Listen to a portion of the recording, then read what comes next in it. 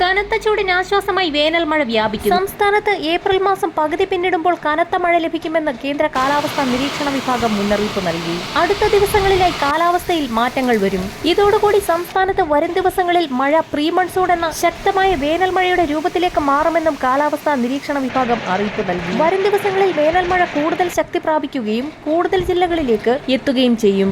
മഴയ്ക്ക് അനുകൂലമായ വിവിധ അന്തരീക്ഷ ഘടകങ്ങൾ രൂപപ്പെടുന്നത് മഴ ശക്തി പ്രാപിക്കുന്നതിന് ഇടയാക്കും.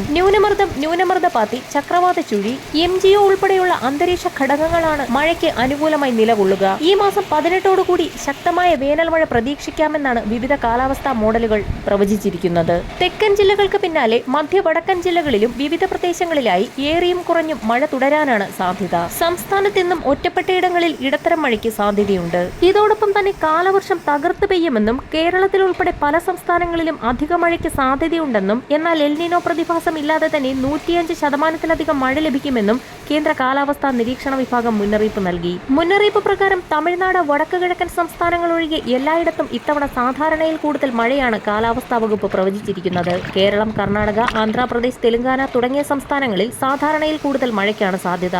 പ്രീ മൺസൂണിൽ കനത്ത കാറ്റോടും ഇടിമിന്നലോട് കൂടിയ മഴയാണ് പ്രതീക്ഷിക്കുന്നത്. ഇതോടൊപ്പം തന്നെ കാലവർഷം ശക്തി പ്രാപിക്കുമ്പോൾ വിവിധ പ്രദേശങ്ങളിൽ വെള്ളപ്പൊക്കത്തിന് വരെ ഇടയായേക്കും. കാലാവസ്ഥാ മുന്നറിയിപ്പുകൾക്കായി ചാനൽ സബ്സ്ക്രൈബ് ചെയ്യാൻ മറക്കാതിരിക്കുക.